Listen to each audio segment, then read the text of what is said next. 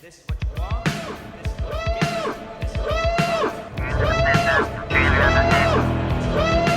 what you You have located GeekFest Rants, the entertainment podcast for genre geeks like you. Shall we play a game? Covering the world of vintage and current film and television since 2010. Game over, man. It's game over. Featuring in-depth conversations on sci-fi, horror, fantasy, comics, toys, and conventions. So say we all. So say we all. And now sit back, relax, and enjoy today's show. And I kept dreaming of this world I thought I'd never see. And then, one day, something happened. Something extraordinary. What was it? That's gonna have to wait till next time. ENCOM CEO Kevin Flynn was reported missing today. He was last seen at his home with his son, Sam. Sam, I was paged last night. Page came from your dad's office at the arcade. That number's been disconnected for 20 years. Hey, Dad.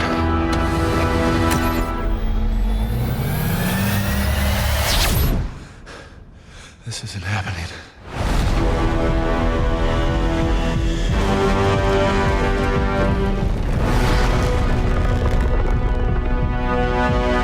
Who are you?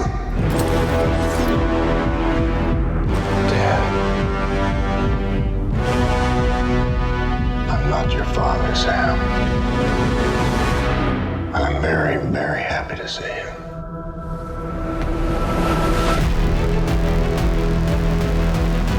What am I supposed to do?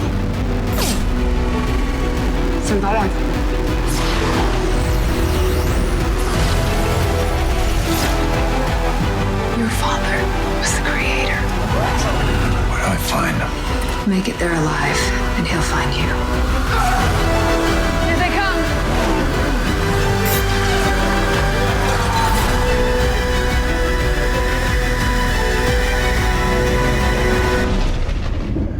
Your move, Flynn. Come on.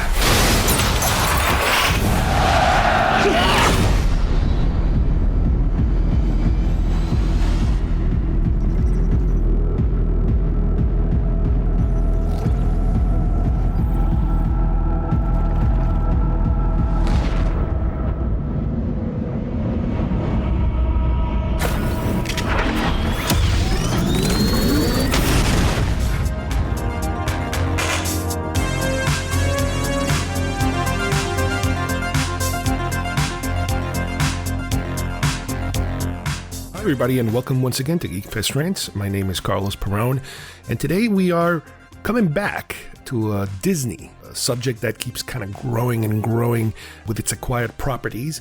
This time we're talking about Tron.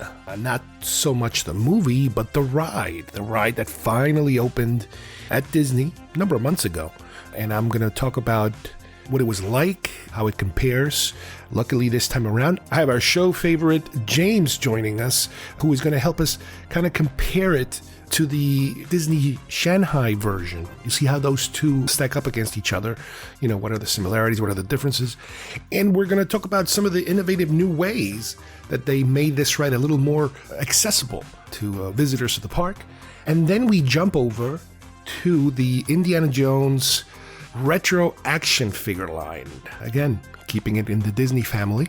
We are going to talk about the newest wave of figures that kind of came out to sort of coincide with the release of the latest Indiana Jones film over this past summer. It's a continuation, in a way, of what was once, the old Kenner line, similar to what Star Wars did in a very, very much smaller scale, super smaller scale. But not only did they reproduce some of the existing figures that had come out back in the 80s, but have actually introduced some new figures from other Indiana Jones films. So that's a cool little upgrade, if you will. So let's get started with Disney's Tron ride. We interrupt this broadcast to bring you a special news bulletin direct via satellite from our on-the-spot task force. I'm as mad as hell, and I'm not gonna take this anymore! Ladies and gentlemen, can I please have your attention? Thank you, Bob. It's Mort. Mark, yes. I am Ted Baxter, and here is the news.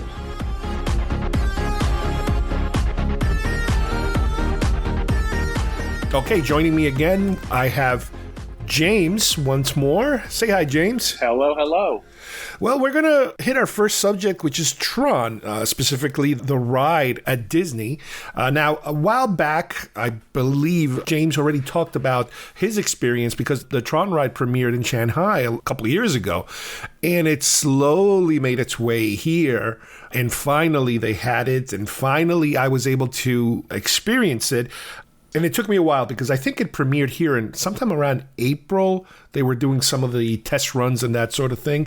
But not until, I don't know, about 2 weeks ago, I think I finally got on it. And one of the things I want to mention is this is a different kind of ride. And the timing is kind of odd in a way because even while they were building the ride, and even while they had it in Shanghai, we kept saying to ourselves, okay, there's got to be a big push for Tron in terms of, is there going to be more media associated, whether it's a film or a TV show or something? Because usually you don't put out at a Disney park something this big, unless it's attached to some kind of, franchisee, subject matter. Do you remember if when you went to China, if Tron, there was any buzz of Tron doing anything? Disney was very, very high on Tron when they came out with the sequel in about 2010.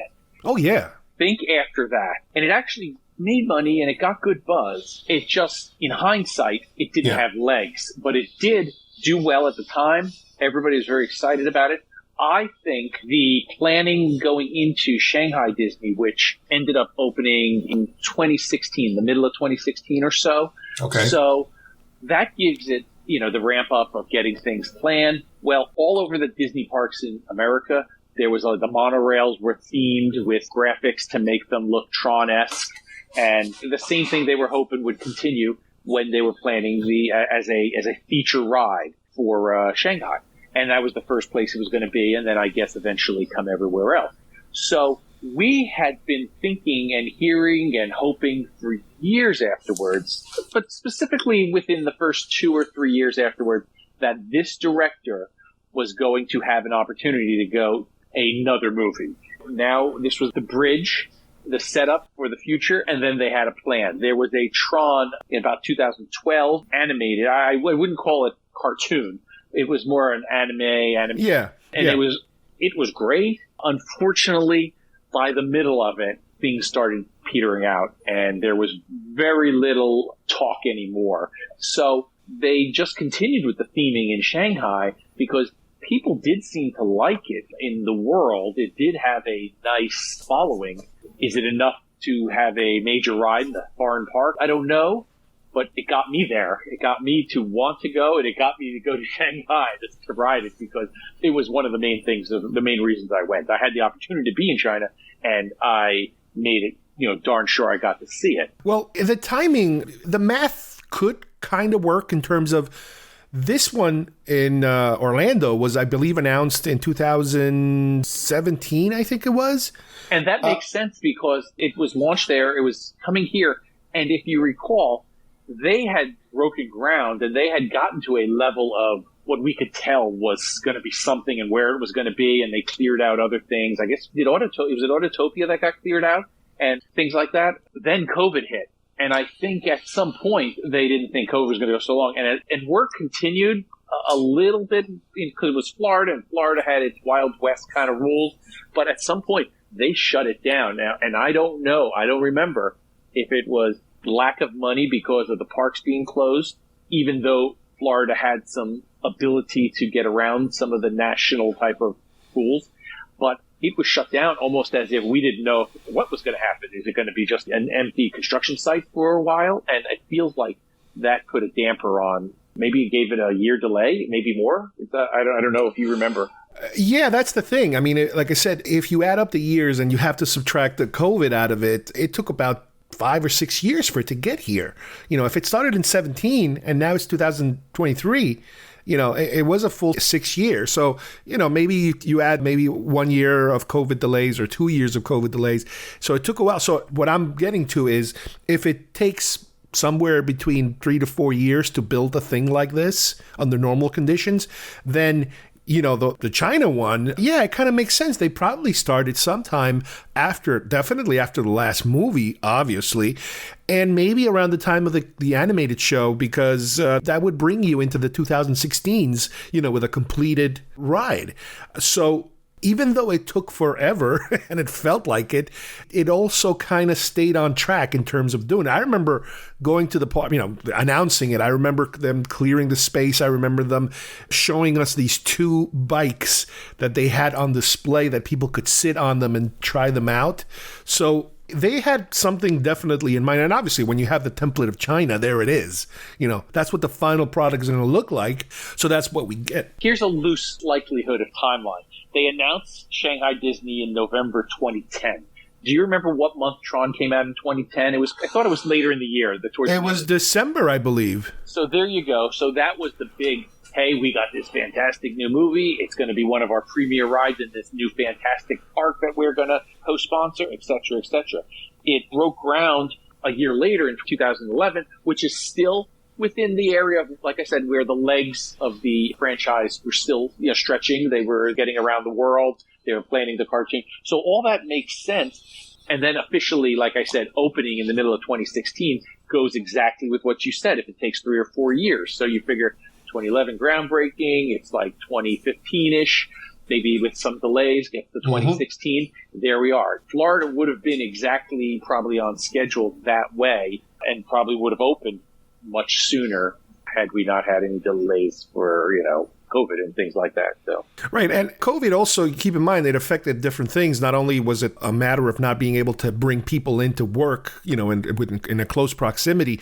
And you said money, which I don't know about money, because those type of things are allocated years in advance. The money is already scheduled unless they take the money and use it for something else. Yeah. But the other thing is the supply chain issues that they were having during COVID, which is like if they need, I don't know, steel or concrete or whatever the hell they need to build these things, or certain components, electronical components, no kidding, all that stuff coming from China, then there's a good chance that a lot of this stuff, they were just sitting around waiting for it to arrive. I think it was worth the wait. I think it was probably better to wait instead of rush it.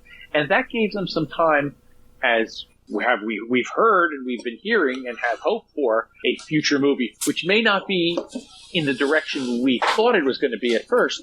But hey, anything with Tron, if you keep Tron alive, it keeps the core fans happy, which I think both of us are.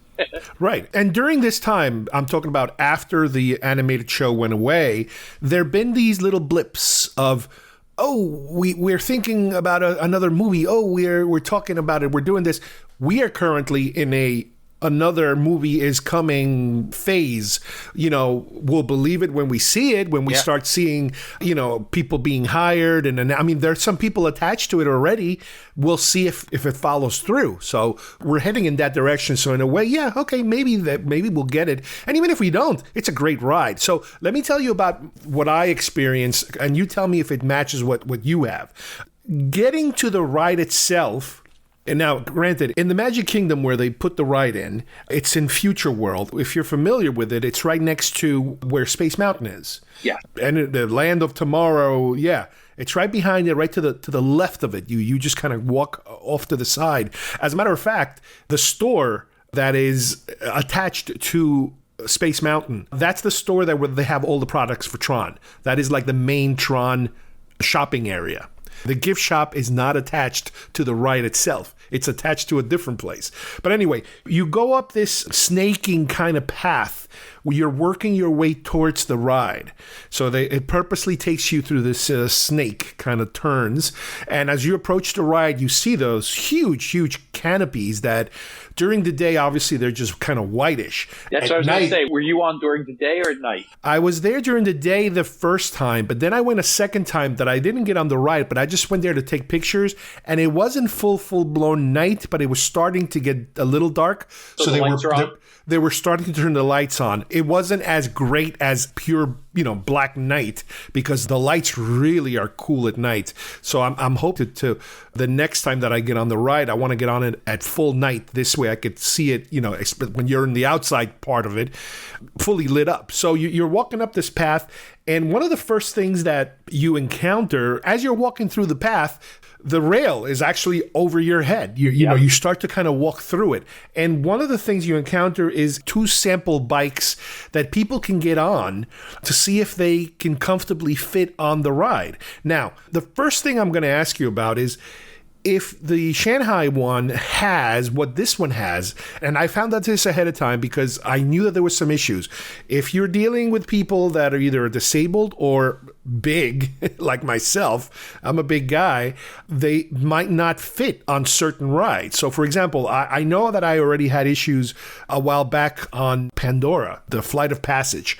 The particular ride is one that kind of, you also get on it in a similar fashion. You kind of, it's like, motorcycle-ish kind of approach, and then something squeezes your back to get you into position. In the Pandora thing, if the thing doesn't click into your back, then you can't ride it because it doesn't hold you. Now, this is a flight simulator. It's not like this. It's not a roller coaster. But in this one, I thought the same thing. I figured, hey, I'm going to have a similar issue. So I heard that there is something else, and that is that on the last cart, there is a sit-down seat. Instead of 2 lean forwards next to each other, there is a last cart for disabled people or people that are big. And they did. So when I got on it, I went straight to that seat. Do you remember if Shanghai had the same thing? Well, first of all, I don't think you're big. I think that's a lie. You're robust. Yeah, hold on. I have to send you a Apple Pay. Hold on. You'll get the ding. Here it comes. Ding, ding. Secondly, I was so euphoric. Everything you described about the ramp and the curving around and having an area where it was a combination of the structure and probably a part of the ride that would come out outside overhead. At some point. And again, I was so excited to get up there. I was practically running like I was a kid. So I don't recall what you described with the sample bike or for photos and stuff like that was the same. There might have been other photography areas of other kitschy things. And then I got in, and you're walking in, and then it becomes dark. You're now inside, and it's dark and glowing and Tron-esque and all the imagery of like Tron lines and stuff. So I don't recall that being available. It's possible it wasn't because China might have different rules for handicap or accessible things, which America has different rules since the late 80s, early 90s. So I'm thinking it's possibly not, but I don't remember. And if it's been added, I haven't been there in a while. And I did fit fine, and that thing, you were right. It makes it feel like you're leaning down, and it almost makes like the disc is the back of the buggy over you. Yeah. Now, as if that was you're for pictures and things like that, and for just the ease of the ride to move around. Now, what's amazing was that the first time I went on it, I went straight to that seat. And I'll talk about the path to the seat, how we got there inside and everything. The second time I went on, not the ride, but just to take pictures on the outside, or everything going around, I actually saw those, because the first time we were in such a rush that we were like, just keep going, just like you. Just keep going, go, just go. Yeah. It's funny. We were running late. We were over to, let me start over. Here, you need to get on a virtual queue, which is a system they have at Disney for when there's a new hot ride. The only way you have to do it is you have to reserve it in advance, and hopefully you get in, and you have to wait 2-3 hours or whatever. Well, what happened was the virtual queues for Tron, there's one at 7 a.m. and there's one at 1 p.m. And what you do is you get on your phone and your Disney app, and at exactly at that time, the virtual queue opens up and you press the button and it tells you if you got in and then approximately what time you will be getting in. So we got in at 7 in the morning while we were home. We weren't at the park. You can do the virtual queue from home. Yeah. So we got in at 7, and the thing said something like 360 minutes. It would have been basically the equivalent of about 6 hours of estimated wait time to get on it. So we figured, all right, 7 in the morning, 6 hours is 1 in the afternoon. So, we'll go to the park sometime around 11 or something. This way we get there and we still have a couple of hours to wait anyway. But we're not going to go running first thing in the morning because we got 6 hours to wait. So we're at home. And I think it was sometime around like 9:30 in the morning or 10 in the morning, we get a notice that your number has been called up. It's like, what? I'm like, wait a minute. What happened to 6 hours? Now it turned into like 3 hours. So we were like, oh, crap, let's just go. So we ran out of the house. And this was like a comedy of errors. We hit some traffic. It normally takes me about an hour and 10 minutes to get there. But you keep forgetting that Magic Kingdom is the park that takes that extra step that you don't just park your car and get in the park. No, to get to Magic Kingdom, you go to the TTC, which is an area where you park your car, and then you get on another transportation mode, which is the monorail or a boat, and that takes you to Magic Kingdom. Magic Kingdom has no parking. So that adds like an extra 20, 30 minutes, of more traveling. So we get to the TTC. Finally, we're already at least an hour late. We get on a monorail. The monorail is going very slow. We have a lot of traffic. Okay. When the monorail gets to Magic Kingdom, we're looking at everything from the window of the monorail, and we're about, I don't know, maybe 20 yards away or from the actual gate where Let me out, monorail... I'll jump. Well, almost. The intercom comes on and they're like, oh, I'm sorry, we're experiencing some technical difficulties. We're going to have to go back to the TTC. So the monorail goes back in reverse now, really slow to the TTC because something broke down somewhere and nobody can get anywhere. So at that point, by the time we get to the TTC, we're like an hour and a half late. We make a run for the boat. The boat, everybody and their grandmother is waiting for that boat now because now there's no monorail functioning to Disney. Cut to the chase, a half hour later, it took us almost another half hour to make it there. And we're like, okay, we're 2 hours late now. We're totally screwed. And we're like, okay, no, you know what? Let's go anyway. Let's kind of throw ourselves on the mercy of the court and say, hey, guys, we just spent an hour and a half on a broken monorail and a ferry and this and the other. And the initial ticket said 6 hours and they called us 3 hours. And so I have my whole speech prepared. It's just me and Amanda because Kim didn't want to go on it initially. She's going to probably go on it next time we go. So I have my speech and I'm like, you want to give him the sad story or should I give him the sad story? Okay, I'll give him the sad story. So she just says to him, she says to the guy, the monorail broke. We're late because we got stuck on a monorail. And the guy's like, yeah, go ahead. No problem. So it's like there was so much crap that got us there, and then when we got there, it wasn't a problem at all. Now, because of that, we were in such a rush. That's why I was telling you before. I didn't notice anything. I wasn't paying attention. I was just trying to get myself there. And the other problem is that when you get a morning reservation, they won't let you get then an afternoon reservation. It's kind of like one reservation per day per person. So we were like, oh my God, I was getting ready to plead well, you see, I can't, we missed the first one and I can't get on the second one because you guys won't let us. And I'm like, the guy was like, yeah, okay, sure, here, go in. So that was kind of neat. But the other thing I wanted to mention was, again, the other day, which was yesterday, I think it was, when I went for the second time, not on the ride, but just to take pictures and stuff, I actually got to spend a few minutes on that sample bike. They have 2 sample bikes outside to see if you fit on them comfortably. And I got on it and oh my God, it would hurt. Like my legs would hurt because your legs have to go on this thing. Like your calves have to go into something and you're kind of leaning on your legs. That's where you kind of lean on it. And then you pull the handle. And as you pull the handle, the thing on the back comes in, closes on you. So it was very awkward. And I'm like, oh my God, thank God they have those seats because it is so awkward and so painful. But then when we did Amanda do the bike? No. We didn't do any of the bikes yesterday at all. We did because we didn't have the tickets for it. We didn't have the queue. So when I got home, I started looking online because I knew there were some people that were posting. There's a lot of bloggers and people that blog, exactly how the ride goes and everything.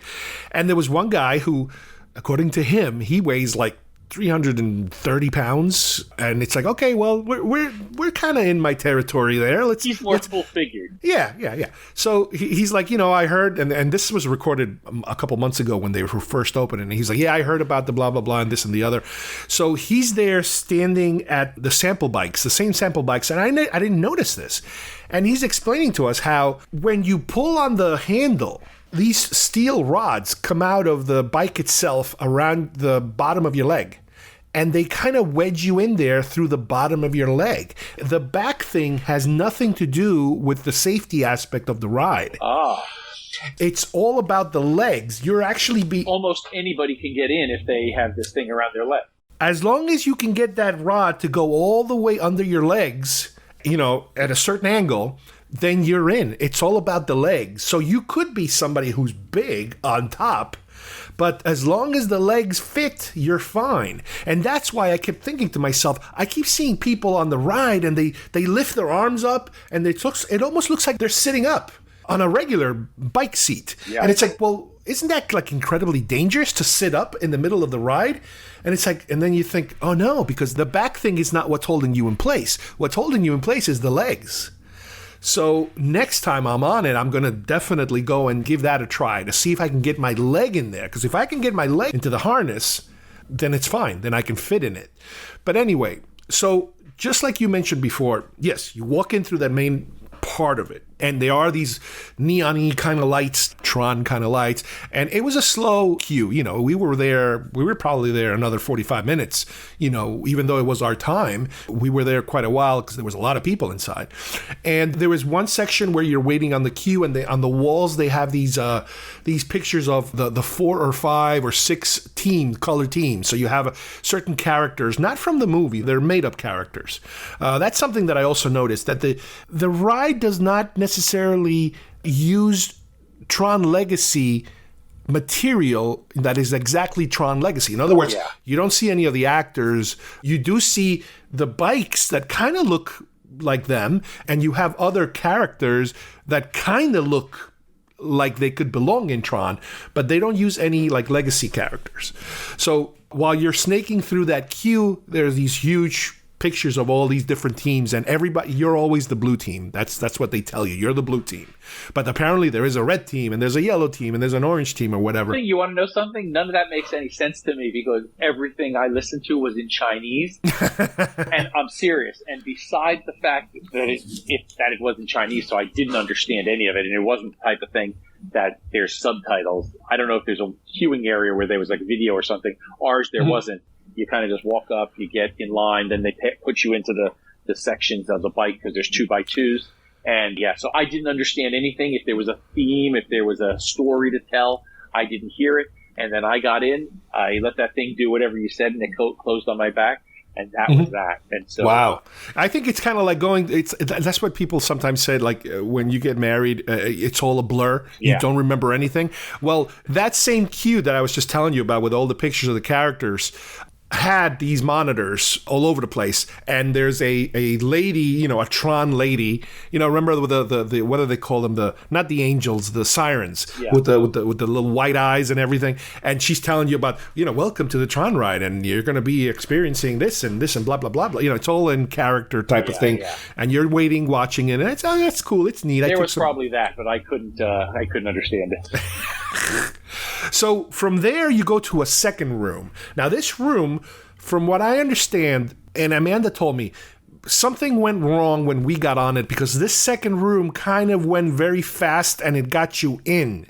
But apparently the first time she went on it, there's a second room where, so on this big wall, you have all these graphics and, electronic images that are designing, and talking to you and blah, blah, blah. And then at a certain point, this huge wall in front of you, these tiles, these computerized tiles change color, and boom, you can see through the wall into like the pit or where all these vehicles are, of all these bikes are. It's a little trick. It's like a light trick where you're staring at a wall full of electronics, and next thing you know, boom, it's a clear glass thing that you can see through. And that gets you into the next queue, which is the actual queue where you're waiting to get on the bike. And as you're waiting, you're kind of high up, so you can see down, and I think you had the same thing. You can see down at the other people that are already getting on. Yeah. And you can see the people, not the getting, the empty bikes coming back and the new people getting on it. Is that how it worked on your side too? Yeah, I don't remember any rooms because it moved pretty fast. I was pretty early in the day, and I didn't really have to wait more than 5 minutes, if that. Wow. So I went through everything. got into the dark area, got into the area we could see through, and I took a picture or something like that of myself in the background just for you guys to see it. And then we moved into that next area where then they say, okay, how many people, I just held up one finger, they pointed me to what row, I got on it, and then with another guy, and we both got on, and before you know it, it's happening. So we didn't have that heavy weight, thank goodness. And later in the day, probably, the park got crowded. But, I mean, my mission was to get there early, get on that. I mean, if I went home right after that. But obviously, now I'm in Shanghai Disney, so I did everything else, Right. No, and it's not unusual sometimes for Disney to, not necessarily because part of the ride broke down and they skip a portion of what of the pregame show, but sometimes they purposely skip things to make the thing go faster, to make more people get through. Let's just keep going. Don't let them see this. Just go to the next step. That kind of thing. So I don't know for sure if the reason why we kind of skip that part was because of a problem or just a timing issue. They wanted more people to get in and out fast. Sure. Okay, so we're there, and I can see it's getting close to our turn to get on the bikes, and we already agreed. Amanda was going to go on the bike, and I'm going to go on the sit-down part of it. And I'm looking at a guy who is as big as me, maybe a little bigger, and he gets on the bike, and I'm looking at him like going, oh, this isn't going to work. Him. If it's not going to work for him, it's not going to work for me. And he's on it. And then as the attendant, make sure everybody's positioned right and secured right, they're like kind of talking to him, and you could kind of tell from far away, oh boy, they're giving him the chat. He's having the chat, sir, you're a little too big for this ride chat. Excuse me, sir, perhaps you'd like to. Well, yeah, that's the conversation that they were having, and it's funny because I'm certain that they're not allowed to suggest that ahead of time. The attendants look at somebody and they can probably say, yeah, you're not going to make it. You. I know. I want to talk to the manager. Get me Walt right now. So after a few seconds of that, they walked the guy to the back, and he got on the last seat, which is the sit-up one, the regular sit-down type of seat that these have. Now, not all of them have it. In other words, there's probably, 5 or 6 of those little trains going around. Some of them are all bikes, but some of them, I would say at least half of them, have that last seat that is a regular 2-seater for somebody that cannot get on in that manner. So I was the only one using it, so I had nobody next to me. What happens is you sit on it, and there's a chest bar that comes towards you, and it holds you in place like that. That's it. There's no other special thing. Now, I leaned forward a little bit to kind of create that lean forward motorcycle-y kind of feel, and it was just fine by me. I would say the difference between you leaning forward, on your stomach, sitting down, and you being in the bike position, maybe it's about almost a foot difference. So as far as the angle, I don't think it's a problem. It's not like, oh my God, everything looks different because you're in a sitting position. No, you lean forward a little bit and you're perfectly fine.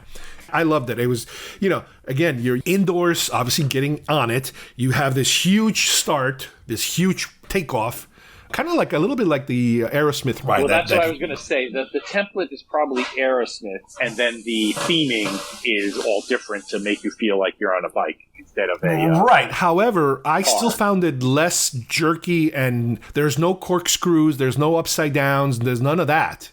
It was I kind of found it closer to Test Track than a typical roller coaster. But yeah, sure. You're outside. You're outside and you're doing these things outside. And it was during the day, so everything was not lit up, obviously. But yeah, you're doing these sideways things where they're great. And like I said, some people are kind of leaning forward and putting their hands up and that sort of thing. And then you're inside, which feels a little bit like Magic Mountain because it's in the dark. It feels a little bit like Aerosmith and even the new Guardians ride.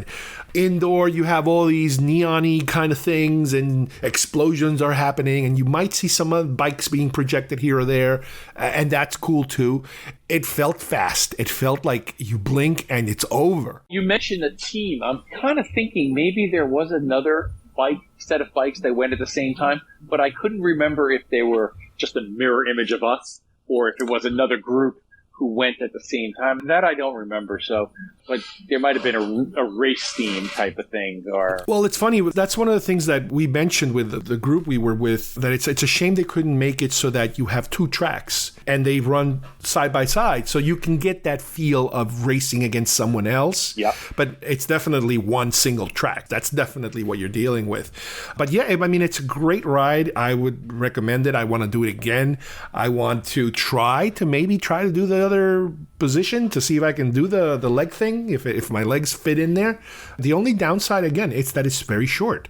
But I am glad that they at least have these back seats now for people that are larger that have to miss out on so many other rides because they don't fit. And it could be an American thing. Obviously, our diets and the American measurements are a lot bigger than international. So yeah, it wouldn't surprise me one bit if they kind of learned their lesson from Flight of Passage and said, you know what, we better do something about that because we're going to be turning people away left and right. You're going to probably have more opportunity, and that's the one thing I'm disappointed that I couldn't see because it looks so beautiful from the pictures.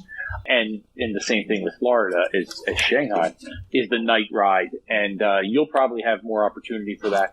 I obviously won't be as frequently in Florida as you, so I'm sure that has another aspect of it at night, making it even more cool with that glow of the outside in addition to the inside. Right, but that's the difference. The glow only changes at night and the outside. The inside looks like the inside no matter when you're in it, so you don't miss anything out. Yeah, I think you're going to have a good opportunity to see that at nighttime is what I'm saying. Yeah, and right now it's a little difficult because the summertime, it doesn't get dark until 8:30 is when the sun goes down around now, and the fireworks for the park start at around 9:15 or something, so if you're trying to time, first of all, you can't time it out because you have no control over it. It's the virtual queue, and the virtual queue tells you when to go. Someday you won't have to worry. But that's the thing. Every time if we go to the Magic Kingdom, we'll try to get on it, and then if we can kind of make it work that way, that's great. Outside, yes, outside as the train. I like to call it a train, I guess, because it's a row of motorcycles as they go through. Not only do you have this huge canopy that is a different. It's usually bluish. But sometimes as the motorcycles go through it, certain panels change color as if they're affecting, the movement of the motorcycle. So you have this big blue ceiling kind of thing, and as the motorcycle goes through, it changes to orange, or white. They really do a great job with these light effects that they obviously pop up at night. Now, once you get off the ride, they also have one more thing.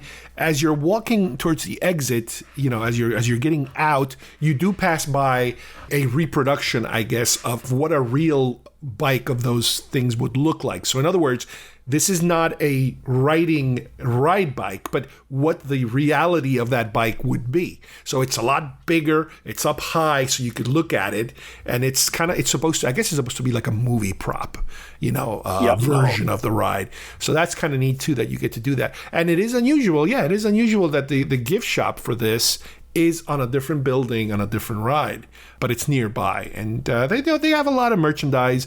Again, I would say 95% of the merchandise do not have Tron Legacy directly attached to, I wonder, it's a Disney property, so I don't think it would have been a rights issue unless like certain actors only give the rights to their face if you do something, if you pay them extra or something, I don't know.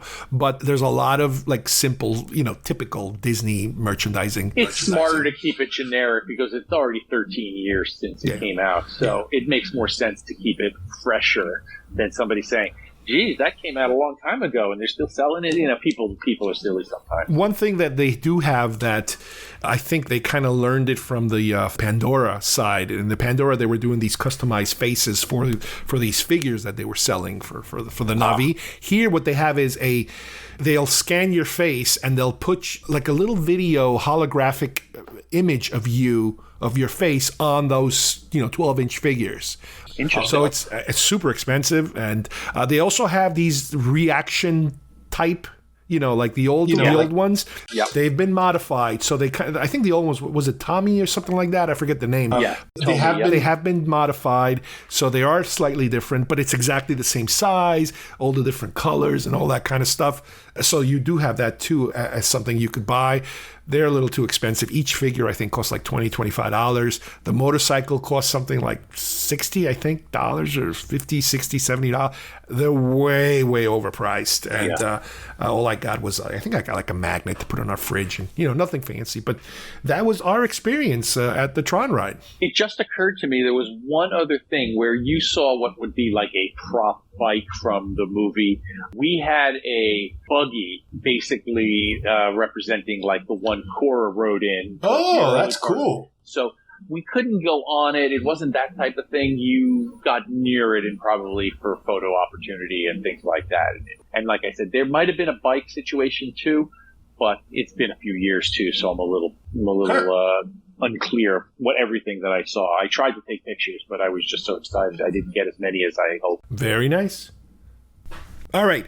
The other thing I wanted to talk to you about today is the new retro Indiana Jones action figures. And those are right up my alley. Well, similar to what they've been doing with Star Wars, where they're starting to tippy-toe into the retro world of them re-releasing figures that already existed in the past and creating some new ones. They're doing now a similar thing with Indy. Now, let's keep in mind that because of the release of this new film, they're going full blast in terms of merchandising, and the retro figures are just a portion of what's being sold. In other words, you have the 6-inch figures like they do with Star Wars and Marvel and everything. You got all kinds of other toys, your plush things, your t-shirts, your hats, whatever.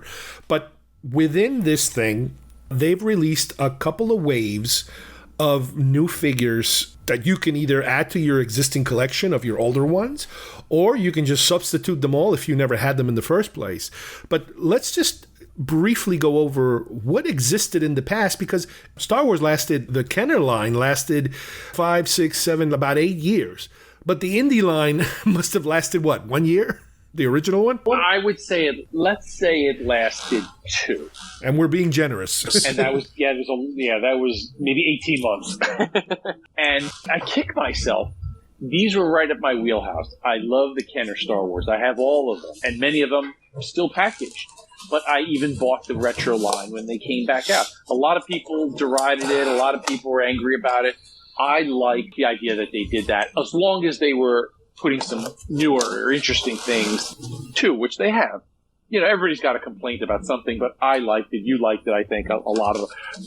We tried to get a few. It was nice. I basically bought all the Star Wars ones as retro, and then the new ones that never came out made me feel like I was getting new figures again, like it was 40 years ago.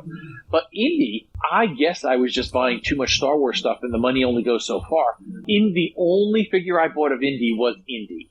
And it's an awesome looking figure, and it as far as Kenner style goes, it's very good representation of Indy. But I didn't go any further back then, and it shocked me. And depending on what you call a figure, there's anywhere from like 8 to 10, maybe even 11 figures if you want to call some other things that didn't have any mobility figures. And I kicked myself. And over the years, I always looked, what would it take? My Indy is still packaged in its original package, which makes it sort of valuable if I can find somebody who wants to buy it. It's clean card, not bent, not faded, not damaged. But to go back, not counting the retro line, and try to find those figures, even if you wanted to buy most of them loose, let's say you didn't even want new, they start to get very expensive, because some of them had newer style. Instead of vinyl capes and stuff, they had cloth goods, and they had accessories and guns and certain things like that, and Marion's dress is very intricate, and so on and so forth. So to buy these guys, even the commons, even the guy with no real accessories but a wrench, or a couple of those type of guys, it felt like it was a very expensive endeavor, and I just never got into it. I just never went back and tried. I figured I've got my Indy, that's good if I want to display him. And right before they announced this, I found our pal Stan Solo, who makes customs brilliantly, better in fact, but like the Kenner style. They made a Marion, and I've since found out he was going to do retros of his own, much like in the Star Wars style. And what that means, I don't know, if there would have been new figures that we never got, or more redos of figures that are very expensive, like Marion. And his is fantastic. I got it. at the end of last year, I feel. And sure enough, what do you think happened? Then they announced the new retro line, which put the kibosh on his, as far as I know. I hope he finds the ability or the interest to go back and revisit that, especially if there were some that had never been made. He should sue. He should sue Disney. I know, but I think to avoid the fact that it's in their thing, they could have made an issue of it and given him a hard time. And I guess he thought better of having to deal with that and ramp up all his productions and designs, and only to get, hassled. But that's very sad to find out. But besides that, though, I was very pleased to get new representation. Some people, like I said, are not as thrilled about the retro line. And there's always the people not thrilled because they have originals and they don't want to share, and have people like me who now went and bought the $10, $12, $15 version when theirs were $200-$300, their best representation. And I get it. And so, on the other hand, with the Star Wars side, I have all those figures, especially of the final 17 of the Power of the Forces, that everybody gets now a little bit cheaper because they're so expensive on their card.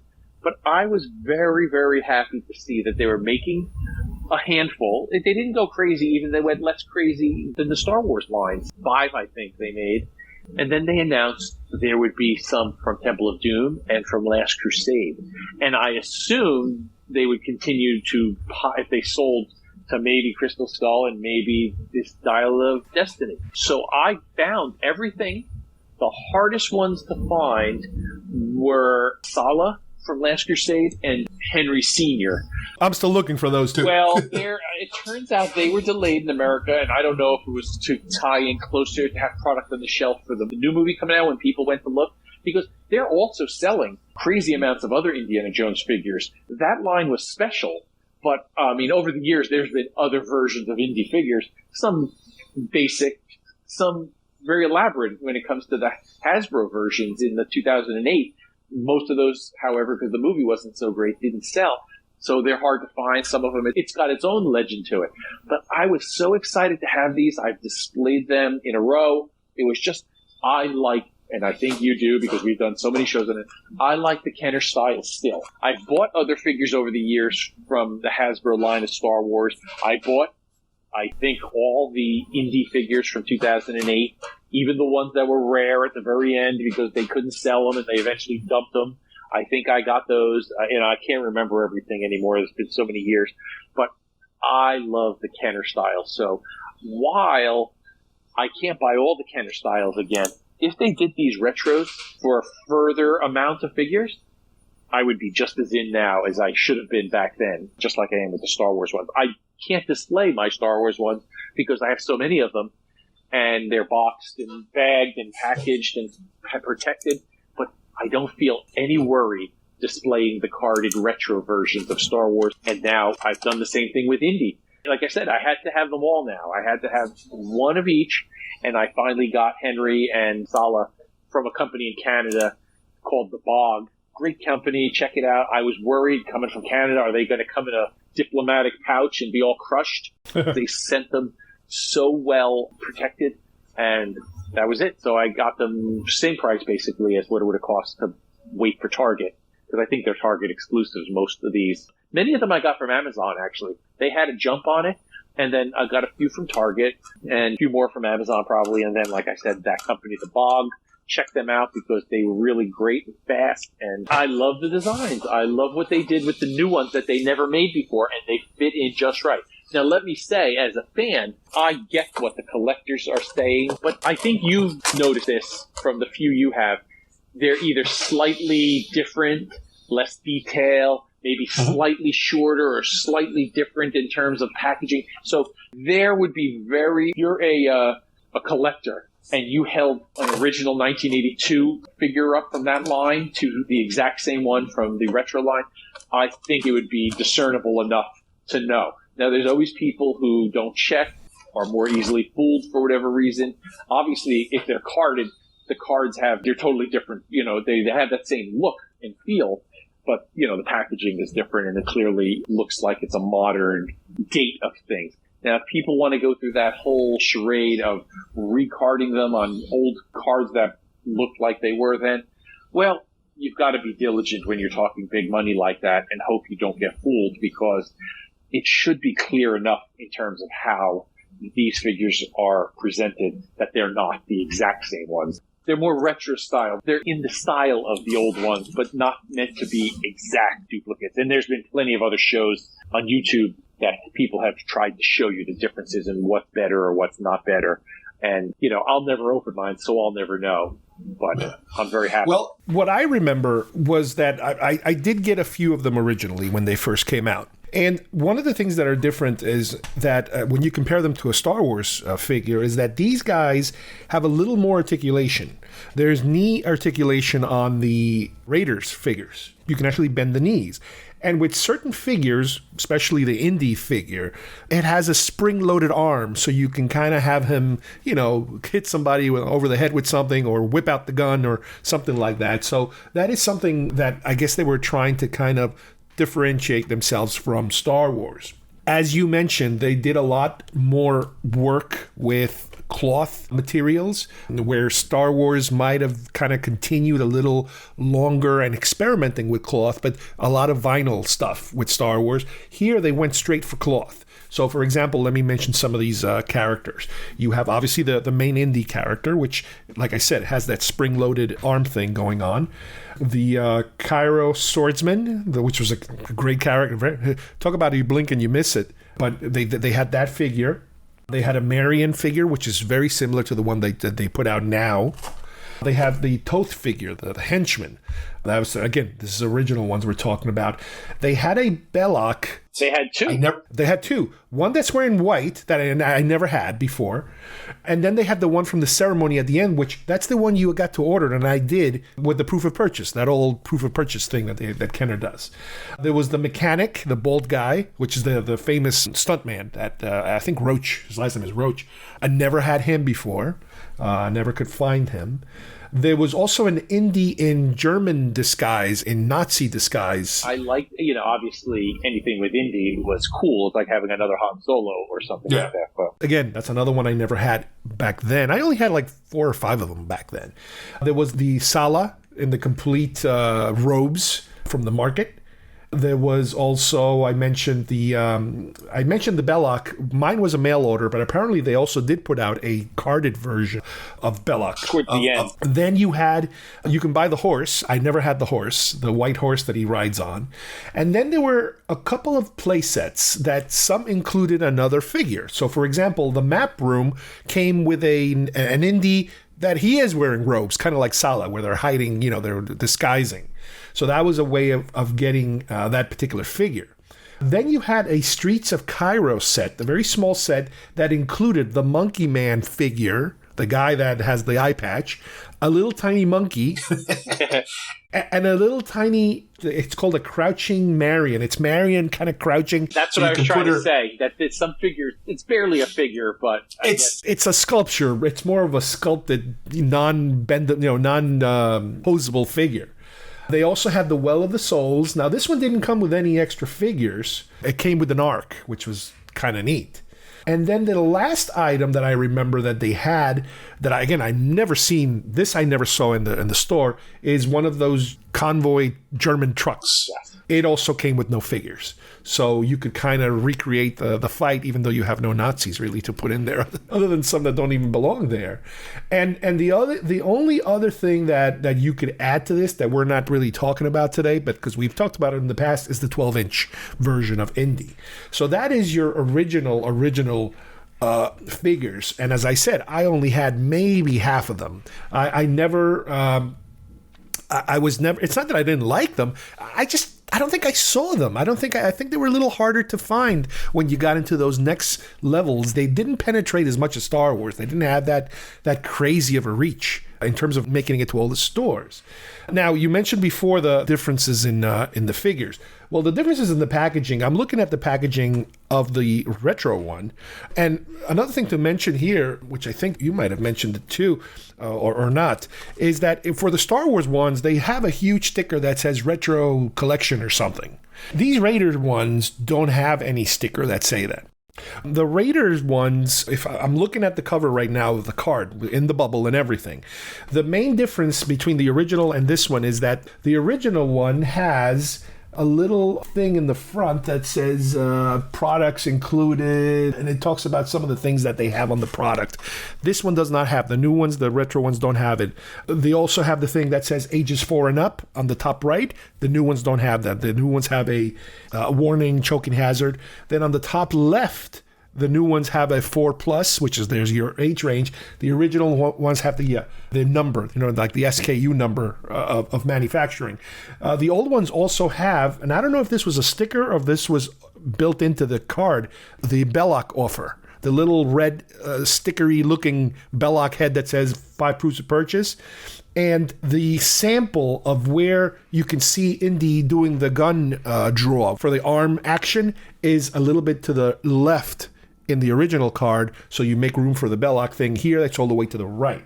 So these cards also do not have any of that on-purpose weathering that they did for Star Wars. If you guys remember, that's one of the ways you can tell the cards apart, is that they purposely gave them this fake weathering, like rub, like slightly torn look to it. Yeah. No, these ones are pristine. Yes, they did these more to be actual retro, which is a weird choice with the Star Wars ones. I mean, I get the idea that they wanted it to feel like, oh, somebody found these and they were, around or in a box someplace. But it's kind of dopey to make a retro line, put a big fat red sticker on it, but make it look all this beat up and weathered. Like, we collect a lot of different figures from customizers who have made the cards, and I love having the fresh looking card. I just got a Princess Leia in Yavin outfit, in ceremonial Yavin, whatever you want to call it. Yeah. It made me feel like I was a kid again. Like it could have been from like 1979, when it should have come out, No, I know. And what else could they have done? Would somebody suggest like, well, why don't you take the card and just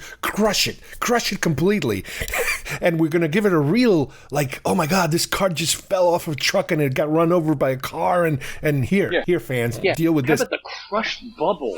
How about the bent and torn, like people, like when you go to shop, the one that's been sitting there, the Lando that's been sitting there for 6 years with it bent and it's been ripped and they've taped it. It's like, well, that's retro, right? That's fun. Better yet, make the bubble yellow. This way it looks like the sun has been fading it for the last 30 years. No, it's kind of silly. With Star Wars, I'm imagining maybe it's because Star Wars people are such pain in the asses in terms of, oh my God, retro is going to put us out of business and they're stealing from us and blah, blah, blah. So they purposely made the card look even worse. But the art on the card is also purposely slightly modified, just like this one. I mean, if you look at it from far away and you don't pay attention, it's like, yeah, this is a perfect duplication. And it's not. Because you compare them side by side, they are not the same thing. Now, as to the figure, you mentioned also before, if you have a loose figure, that's a little harder to tell. What's a real one, what's not a real one? Obviously, I'm pretty sure that if you look at the stamp in the back that tells you the year or the manufacturing, there's going to be a difference between those two. I have an open mind, so I haven't purposely looked to see what the leg is, but I'm sure that in the back of the leg, there's going to be something different than the original ones. The quality, yes. There will be a difference in quality. And this is something that I'm also hearing. When it comes to collecting, just like when it comes to just about anything, with Star Wars, even with Indiana Jones, and I'm hearing it from some of these other groups that we talk about, there is a certain level of elitism when it comes to collecting, where you're just a collect, but I know about all the variations, and I know about, like, the sideburn is a slightly pointy as opposed to the sideburn that is slightly U-shape, and I'm more of an authority and you're not. There's a lot of that going on in collecting, I think. And a lot of it has to do, and I noticed the same thing you mentioned, that as soon as these came out, there were people that were trashing the crap out of them. And these are people that are not necessarily vintage people, that they own all the vintage ones and are kind of like rooting for the home team of, I own the old ones. No, Some of these are people that are, for example, associated with some of these custom makers. Or they're just plain old contrarian. Right. They're championing their custom guy. So it's like, no, my custom guy is so good. He makes stuff that is even better than the vintage stuff that's being put out by the official company, you know, that kind of. So it's like, okay, I get it. You're a fan, and okay, be a fan of your guy, but don't just crap over everything, because they people love doing that. They just love to, like, I'm the best in the world. F you, everybody. Well, here I am, a hardcore collector with a full collection of many expensive carded figures. I get it. People want it. You want to finish your collection. Other people want to. So I get it. And there's something to be said that some of these customizers who are making copies are making them better than they ever were. And really well done. What I gravitate towards is things that I've never had, which, okay, I did buy the Marion, so it could have been construed as, oh, well, this guy could have bought from a collector who's trying to sell something he's saved. Yeah. But I bought it from Stan Solo, who worked his ass off to make it better than the original, even. And I like the fact that the customizers that we talked about have tried to make new stuff, to make things that they would have gotten to if they had 1 more year or 2 more years. And that's the best part. And that's back to indie. Here is the perfect opportunity for people to knock it out of the park. Now, I'm not sure if the demand is the same for indie as it is for Star Wars, so I can see where there'd be some trepidation. Same thing with, I see people doing, and you probably have Kenner's version of the superheroes. Do you remember Kenner did the superpowers? I see people people are starting to get into that, or not starting, but they're starting to make more of figures that are either hard to find or never were made. The whole idea makes me happy that we can go back. It's been 40 years. There's at least Kenner didn't just make exact copy, Hasbro, I should say, make exact copies of Kenner, which, if you think about it, G.I. Joes have made copies, and maybe they changed some of the color scheming or something like that. That's not a new thing. So in the Star Wars case, the bear gets me. In the indie case, I get the bear, and I'm very happy. And at least for the next couple months, till the new indie movie feeling wears off and everything, I will have these on display right next to some of my retro and custom Star Wars figures. Oh, yeah. Now, if I'm spending my own money on this, and I know that, for example, there's a customizer that can get me a certain figure for, let's say, $50, which is a lot of money for a figure. I mean, it is a lot of money. And then I know that there's a Kenner version that's coming out that's only going to cost me maybe $12. You know, I'm not that much of a perfectionist that even if the other one is a little tiny bit better, I'm going to go with the $50 one.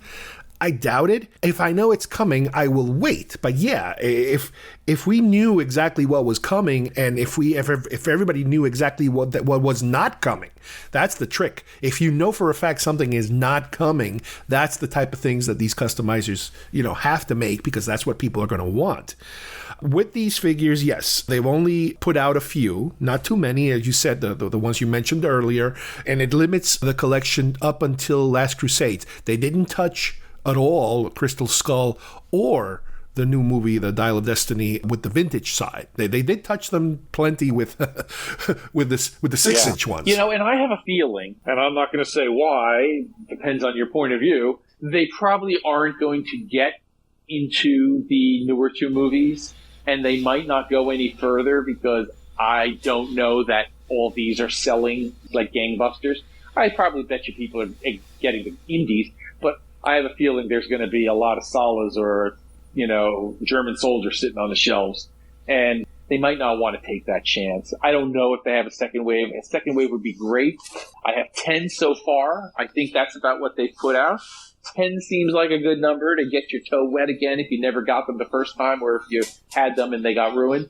But maybe another 5 or 10 would make me real happy, But would you want newer movies, or would you rather have more of the old stuff? Me personally, I would not necessarily rush to have the newer movie stuff, only because I'm older. I would like to have 1 or 2 more of things that never were made, and I don't know what they would be off the top of my head, but maybe, they've got to, unfortunately, they've got to be characters that sell. So maybe it would be nice to have Moolah Ram, or maybe it would. Oh, yeah. Because they did a poor job of marketing those toys. I think those were LJN.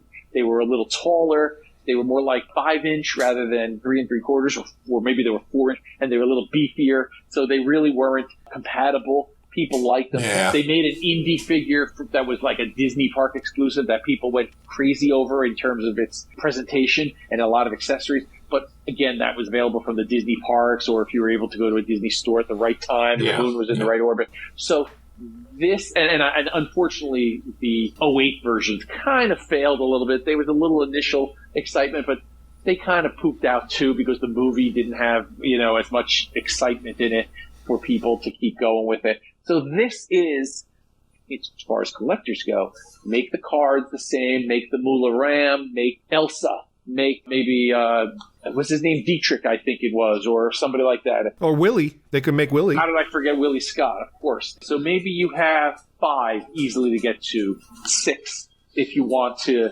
go, and then you could stop, because then you've touched on key members from each of them, Again, I don't know what they're thinking, and if not, I hope they stop soon, because then Chris Stan Solo can get back in the game and buy his, or some of them anyway, because I'm sure he would knock it out of the park with a Moolah Ram or somebody like that. His sculpt with Slave Leia was so good, and the Marion was so perfect that if he did a Willie, I think it'd be fantastic, or an Elsa. It would be also interesting if they wanted to come up with some of those playsets, those little playsets, because the playset is a perfect opportunity to bring in a figure that necessarily wouldn't sell on its own. Yeah, that's true. So, for example, if you have that truck, you put in a couple of Nazi soldiers in it. You put some.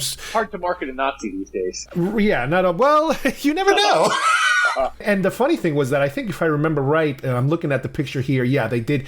I'm pretty sure that one of the things that happened was that they, and I think I read this somewhere, that Spielberg specifically said, or Lucas specifically said, make sure that the toys don't have any like swastikas on them or anything like that.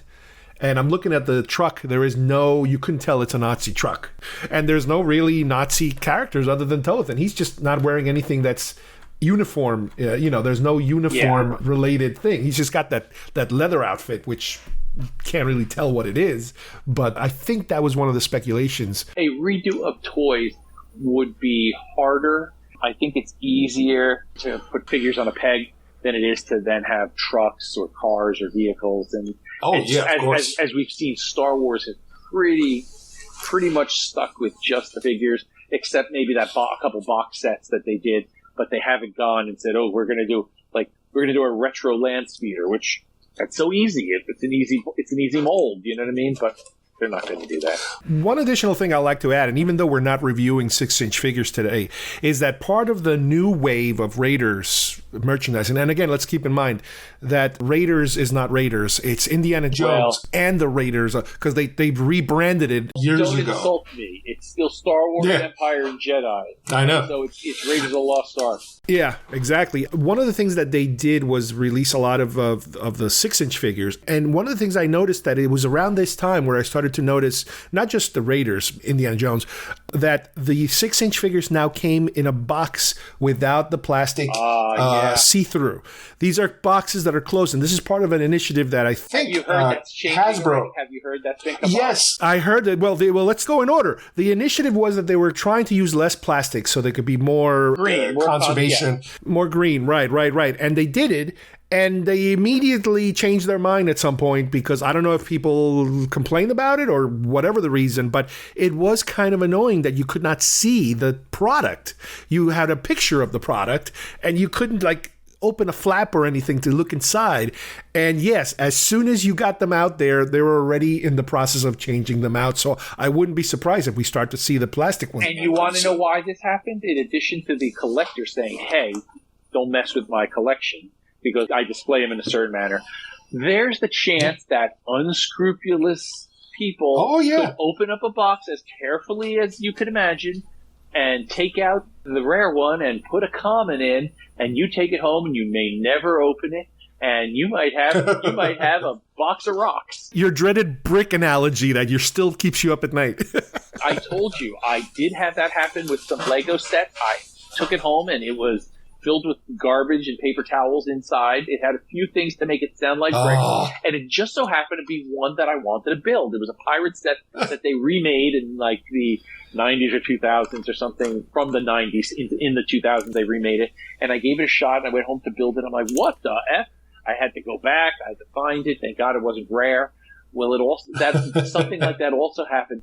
Not unscrupulous, probably more or less just a mistake. It was a starting lineup figure, which are the sports figures from Kenner back in the day. And I opened it for display, and a key piece, this was a more deluxe one, and a key piece of the sign was missing. It was a display piece. And it's like, what the heck? I hope this isn't like this with all of them. So thank God I was able to hustle back, get another one. I think they listened. I don't know if it affected sales already, but I think it would have affected sales because people would have either been opening them at the store to make sure, and they would have a bunch of pieces, or people would have been playing games, and who knows what people would have had. You know, you can't sell a mint anymore because it would have open. Yeah. But hopefully with this Raiders line, I would be happy if they stop now. It'd be great to have more, but if they stop now, at least we know that there's a limit, and we know we completed that collection and it's done. And I agree with you. I would like it. You always say things don't have to go forever. Put the limit on it, make it nice, and don't every year have to add and add and add, especially if you did a good job with these 10. Or same thing, I know a lot of people are saying with Star Wars, do we really need X, whatever the next series is? Do you really need that? And it's like, well, if they make stuff we never had, I kind of want it because it makes me feel good. But no, I don't need it. I don't. And, I guess we'll see what happens. Yeah, because then they have you chasing your own tail. The amount of time it takes to find these things, the amount of money you end up paying for that last piece that you never had, it's like, no, just make it say. Even I'm upset even about the Sala and Professor Jones, where it's like, just don't short pack them. Let people have them, and then that's it. Then they're happy. I was going to try to buy a vintage Cairo Swordsman, and they're hard to get, like I said. So you almost have to buy him packaged. You can buy them complete loose, but they're hard to find, and sometimes even more money. Oh yeah. But the cheapest one I had a damaged card. I think I offered $100. I figured I don't care about the damaged card as much. I'll have another one, and I'm glad. The guy was fine. He tried to offer, a counter offer for a few bucks more, and he wasn't ruthless or anything like that. It was fair. I just declined because I thought about it. Like, I didn't want to spend more than $100, and I shouldn't even have spent that. I'm glad it didn't work out because I don't need. I have this 10. They're clearly all retros. I don't have to start mixing and matching.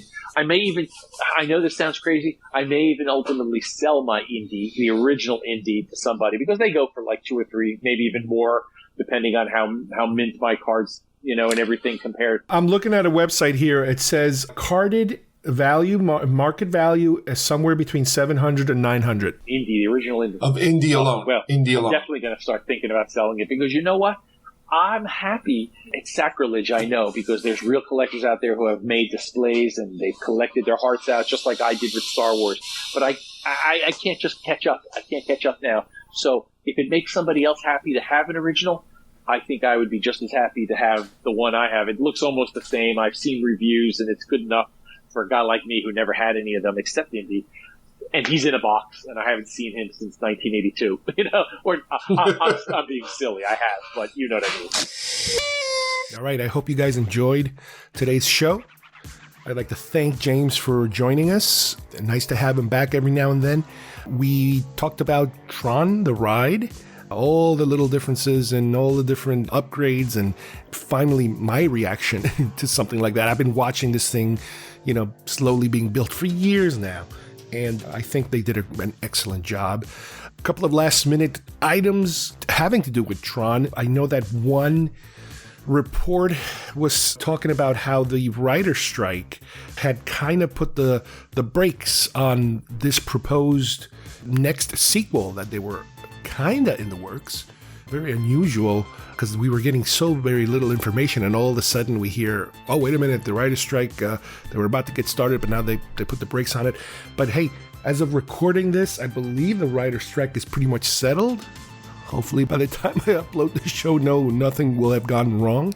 So maybe that could be a good sign of a future for the Tron legacy.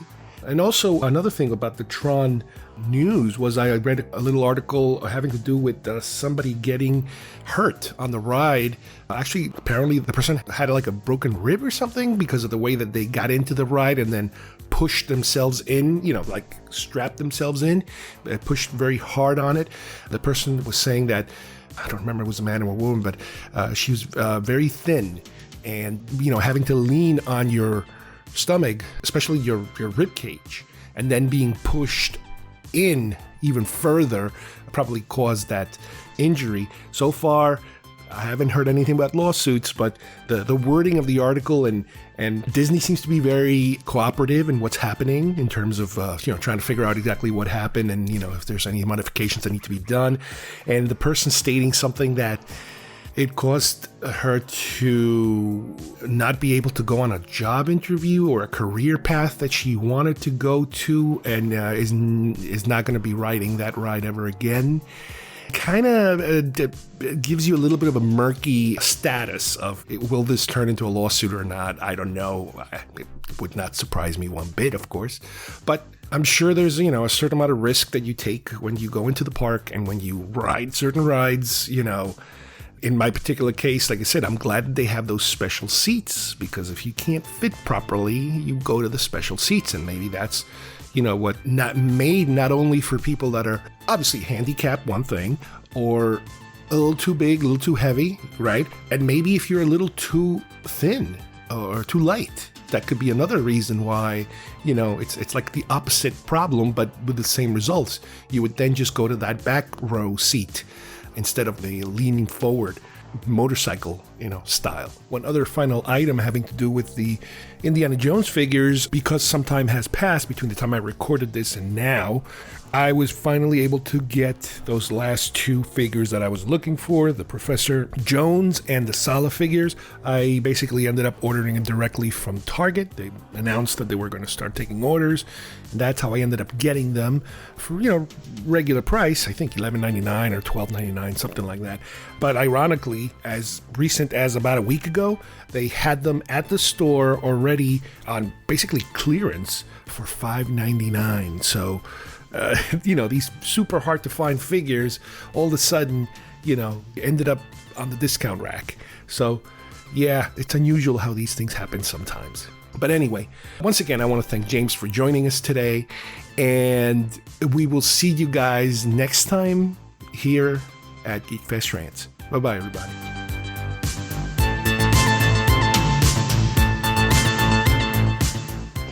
Indy, over here.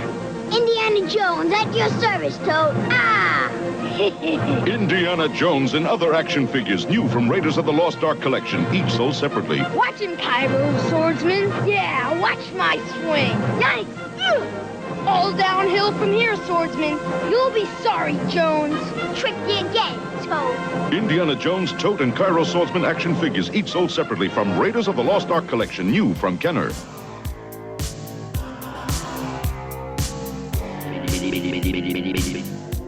If you would like to subscribe to our show, send us messages, or see video links to some of the topics we talked about today, please visit our homepage at geekfestrants.com or our YouTube channel, Facebook page, or iTunes at GeekFest Rants. I don't know what we're yelling about! GeekFest Rants is produced by Carlos Perón, copyright 2023.